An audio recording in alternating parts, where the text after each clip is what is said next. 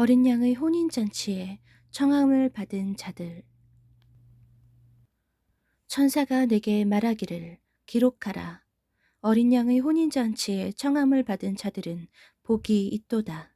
하고 또 내게 말하되 이것은 하나님의 참되신 말씀이라. 요한계시록은 66번째 마지막 책으로 성경 전체를 종합한 대종말이자 대결론입니다.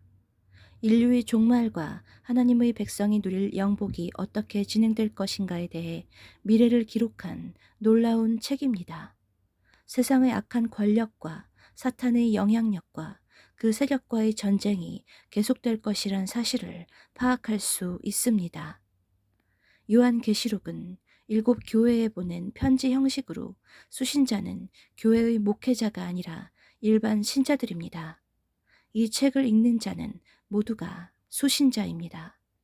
신비한 환상과 상징적 숫자들이 독자에게 제공되지만 해석은 독자들에게 맡겼으므로 다양한 해석이 허용되고 있습니다.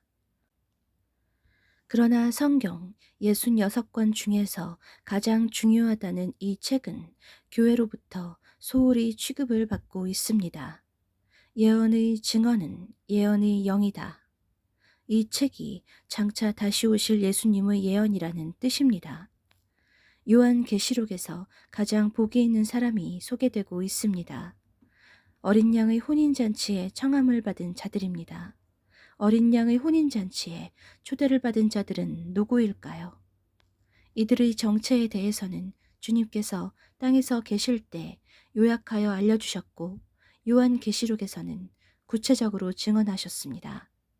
열 처녀의 비유와 혼인잔치에 예복을 입은 자들에 대해 비유로 말씀하시는 것이 서론에 해당합니다. 그리스도의 아내, 그리스도의 신부에 대한 비밀이 요한계시록에서 더 상세하게 서술되었습니다. 어린 양의 혼인잔치에 초대를 받은 자들의 정체와 그들의 자격에 대해 살펴볼 것입니다. 이 비밀들은 요한계시록에 감추어져 있으며 독자들은 보화를 발견하기 위해 힘써야 합니다. 필자는 7가지를 발견했으나 독자들은 더 찾을 수 있을 것이며 찾은 것에서 그치지 않고 기준에 합당한 상태로 인정받아야 합니다. 지식적으로도 알고 실천적인 삶을 통하여 합당한 신부가 되는 것이 중요합니다. 어린 양의 혼인잔치에 청함을 받은 자들. 지금부터 이들을 그리스도의 신부로 칭하겠습니다. 우리는 어떻게 살아야 휴거에 성공하고 혼인잔치에 들어갈 수 있을까요?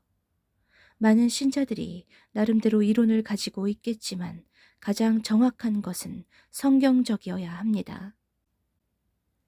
성경에 기록된 대로 준비해야 하지만 우리는 이 조건들을 달성할 수 있을까요? 우리의 헌신하는 수준과 성령의 도우심이 충족된다면 불가능하지 않을 것입니다. 1. 신부는 요한계시록을 읽고 듣고 지키는 자들입니다. 보라, 내가 속히 오리니 이 두루마리의 예언의 말씀을 지키는 자는 복이 있으리라. 그러므로 신부는 요한계시록을 읽고 연구하고 행하도록 힘써야 합니다. 또한 요한계시록의 대주제는 장차 다시 오실 예수 그리스도를 영접하는 준비입니다. 2. 신부는 이기는 자들입니다. 이기는 자는 주님께서 7교회에게 요청하신 개념입니다. 이기는 그들에게는 많은 보상을 약속하시고 이것들을 상속받을 것이라 약속하셨습니다. 그리스도 안에서 이기는 자가 되는 비결도 신부의 조건과 일치합니다. 기도하는 자가 승리할 것입니다. 3. 신부는 미스터리 음녀 바벨론의 음행에서 빠져나온 자들입니다. 사치와 돈을 숭배하는 세상의 온갖 가증한 풍조에서 벗어나 순수한 하나님의 말씀에 따라 거룩하고 경건하게 살아가는 사람들입니다. 그들은 그리스도와 바벨론을 같이 사랑할 수 없으며 반드시 한쪽만 선택해야 합니다. 우리의 영혼을 더럽게 만드는 모든 것들로부터 빠져나와야 할 것입니다. 그리스도 안에 거하는 사람은 주님의 말씀과 계명이 거하는 것이며 그는 많은 열매를 맺을 것입니다. 4. 신부는 빛나고 깨끗한 세마포 옷을 입은 자들입니다. 세마포는 신부들의 옳은 행실을 상징하며 그들의 삶을 대변합니다.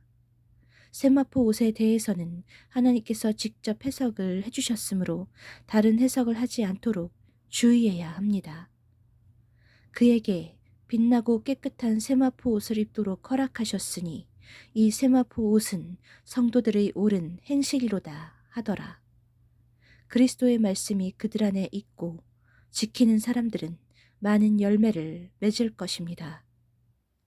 5. 신부는 첫째 부활한 자들입니다. 첫째 부활과 둘째 부활 사이에는 천년의 간격이 있습니다.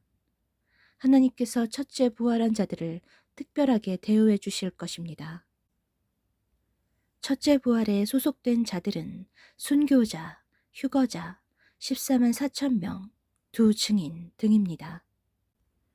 그들은 그리스도의 제사장이 되고 그리스도와 더불어 나라들을 다스릴 것이라 합니다.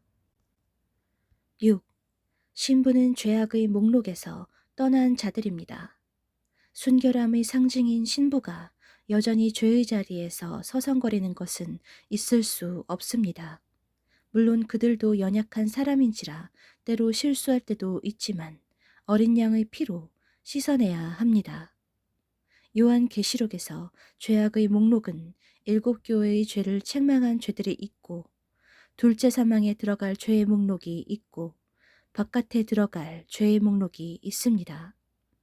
개들과 점술가들과 음행하는 자들과 살인자들과 우상 숭배자들과 거짓말을 좋아하며 지어내는 자는 다 바깥에 있으리라. 7. 신부는 자기 두루마기를 빠는 자들입니다. 두루마기를 빠는 것은 어린 양의 피로 죄를 씻어내는 회개를 상징합니다. 자기 두루마기를 빠는 행위가 현재 시제로 되어 있는데 예수님의 피로 계속 씻어야 한다는 의미입니다. 신부라고 해서 죄를 전혀 짓지 않고 살 수는 없습니다. 십자가에서 흘리신 예수 그리스도의 피가 신자들의 죄를 속죄할 수 있고 그들은 죄와 싸울 것입니다. 십자가는 죽기까지 사랑한 흔적이며 신자는 그 사랑에 반응하며 살아갑니다. 7개의 기준에서 이긴 자들이 어린 양의 혼인잔치에 초대를 받을 것입니다. 그들이 거룩한 성, 신비의 성, 신부의 성, 진주문을 통하여 그리스도와 함께 새 예루살렘 성에 들어갈 수 있습니다. 깨어 슬기롭게 준비한 신부가 아니라면 어떻게 이 기준들을 달성할 수 있을까요? 깨어나지 못하여 잠자는 신자들이 있고 깨어났지만 끝까지 준비하는 데 실패한 미련한 처녀들도 있습니다. 우리는 모두 그리스도의 신부가 되기를 원하고 원합니다. 우리가 즐거워하고 크게 기뻐하며 그에게 영광을 돌리세. 어린 양의 혼인 기약이 이르렀고 그의 아내가 자신을 준비하였습니다.